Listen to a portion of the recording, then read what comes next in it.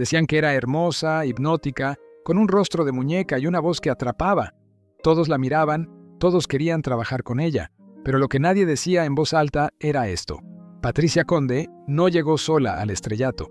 Detrás de su éxito había influencia, poder y un apellido capaz de abrir cualquier puerta en México.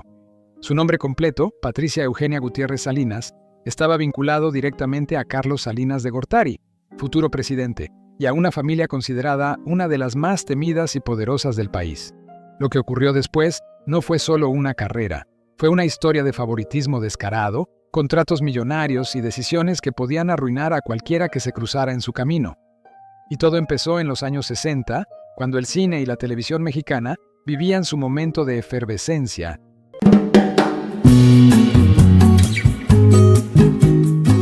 En 1962, México estaba en plena efervescencia artística. El cine de oro aún brillaba con figuras icónicas como Silvia Pinal y Libertad Lamarque, mientras la televisión comenzaba a consolidarse como un fenómeno masivo. Los teatros, los estudios y los sets de grabación eran un campo de batalla invisible, donde el talento importaba, pero las conexiones podían decidir carreras enteras. En ese mundo apareció Patricia Conde, una joven de apenas 20 años, con un rostro de muñeca y una mirada capaz de hipnotizar. Su primer papel fue discreto en Los Hermanos del Hierro, casi invisible, pero la rapidez con la que escaló posiciones hizo que todos se preguntaran cómo era posible. La respuesta estaba lejos del talento. Patricia era Patricia. Eugenia Gutiérrez Salinas, prima de Raúl Salinas Lozano, secretario de Hacienda, y tío directo de Carlos Salinas de Gortari. Su familia le abrió puertas que muchas actrices soñaban atravesar durante años. Contratos millonarios, papeles protagónicos sin audición, prioridad en proyectos clave. Todo se cumplía sin cuestionamientos. Incluso se asegura que Emilio Azcárraga Vidurreta, dueño de Telesistema Mexicano, firmó cláusulas especiales para garantizarle estelaridad y pagos asegurados por episodios no emitidos. Pero el verdadero poder de Patricia no estaba solo en contratos. Durante las grabaciones de telenovelas como La Familia del 6, comenzó a imponer condiciones que ninguna otra actriz podría soñar. Cambiar vestuario 3 veces por episodio, controlar los ángulos de cámara, incluso solicitar la reescritura de escenas para resaltar su presencia. Y lo más escalofriante, todo se cumplía. Nadie se atrevía a contradecirla. Su influencia estaba respaldada por funcionarios de gobernación y la sombra de su familia poderosa. Cada decisión que tomaba podía alterar el destino de colegas, directoras, productores y actores en cuestión de segundos. No tardaron en aparecer las primeras quejas. Actrices veteranas como Magda Guzmán y Aurora Molina redactaron una denuncia formal al sindicato de actores.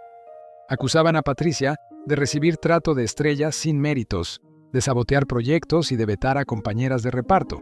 Sin embargo, el documento nunca tuvo seguimiento.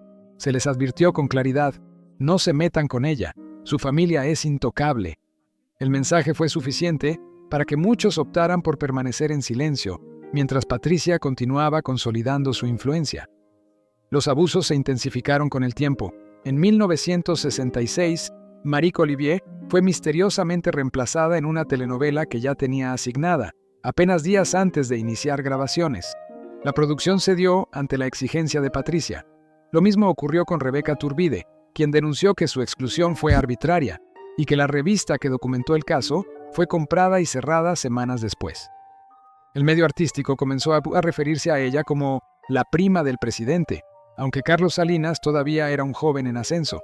Su poder era tal que podía decidir quién trabajaba y quién no con solo una llamada, y nadie se atrevía a cuestionarla. Pero el poder absoluto siempre atrae resentimiento. Compañeros de set, productores y actrices desplazadas comenzaron a susurrar, a intercambiar historias y a recordar injusticias. Roles que les habían sido arrebatados, escenas reescritas para resaltar a Patricia, contratos que desaparecían, oportunidades cerradas sin explicación. Cada episodio alimentaba una sensación de injusticia que, con el tiempo, se volvió demasiado evidente. A inicios de los años 70, cuando el panorama político cambió con la llegada de un nuevo presidente, varias de las actrices afectadas levantaron la voz.